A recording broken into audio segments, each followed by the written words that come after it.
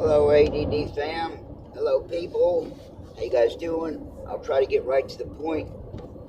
Sorry, I'm having to do this on my tablet while I'm driving, but I'm able to. So let's jump right into it.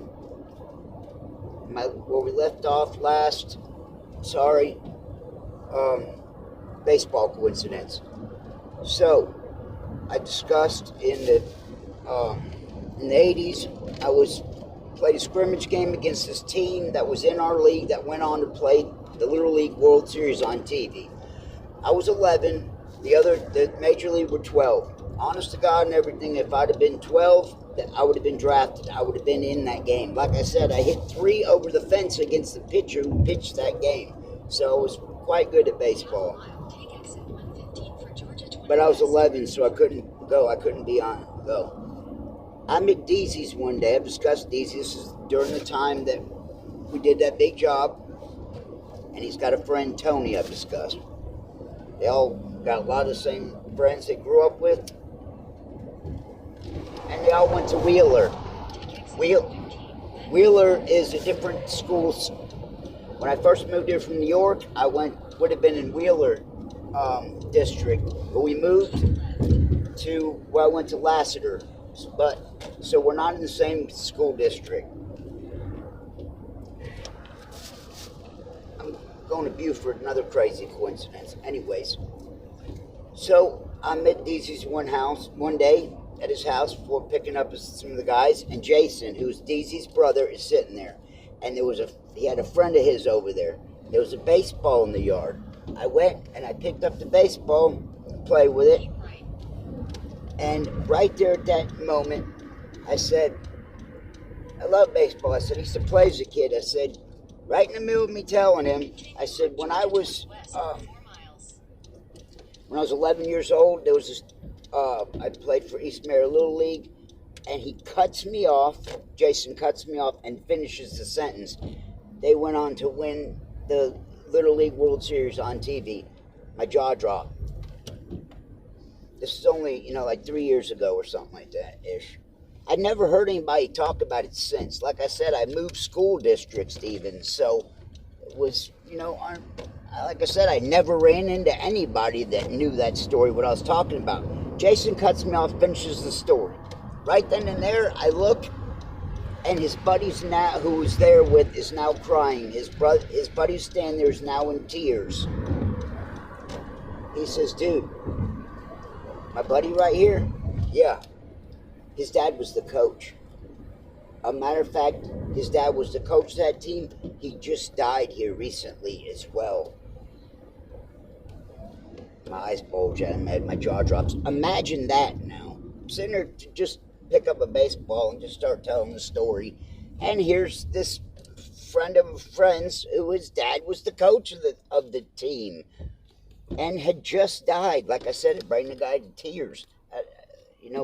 Define that. In different school districts and everything. Almost 50 years old. I'm 46, 47 at this time, 48. I was probably 46, something. A few years ago now. But think about that. Those are way, way, way, way, way out there's. Way out there's.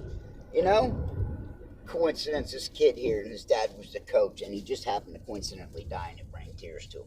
Another one of these, moments. Same kind of moment when the detective told my dad that his wife had just passed away from cancer. Crazy, crazy circumstances. As I'm telling part 7, like I discussed, I don't even remember these until I start talking about things. When I start talking about things, then the light bulb goes off. Let me give you other examples. The coincidences that happened at the clinic. First I'm in Sandy Springs, and I'm going all the way to Woodstock. That's far, very, very far. Stupid far, but that's where I've been going. So when we moved, that's where I had to continue going. So I'm going to Woodstock. Was there for like a year or two. I have this counselor, Misty, right? This is in my using days. I'm using. I had just started quitting, and so this lady's popping piss tests on me, and she's my wife's counselor also. I don't know, coincidence, whatnot, whatever. So, and you're supposed to keep things secretive. You know, your stuff is, you know, secretive. Can't tell no one. Blah, blah, blah. Anyways, the lady kind of bend the rules and would have my wife in there, and they would kind of team up on me, you know, on the drugs and quitting. So here's Misty, she's my counselor. I move again. Now I move across town. This is when I moved to Powder Springs, and so now I'm going to another clinic, Dallas. This is at the same time we did that job, and the guy Dustin, who I've spoke about, and Dustin's in the coincidences. As I discussed, Dustin had two childhood friends. I knew both of them. Met one at through Daisy, and the other through living in a hotel. Dustin tells me his baby's mama runs the methadone clinic I'm going to. She's over it all, right? Weird, crazy. Okay, whatever. So I go one day, and she comes up, and she smiles at me, and she's happy, and she's happy big time with me, and says thank you. I've been picking up her sorry ass deadbeat, excuse me, Dustin, her daughter's baby's daddy. I've been picking him up, taking him to work. You know, he's kind of a floozy guy too. You know, don't work like me, consistent all the time. So she was grateful for that, and she didn't last that long either. She was only there like a couple of months. This just happened to be during that time. Not, like I said, more weird, crazy, rubbing shoulders with people.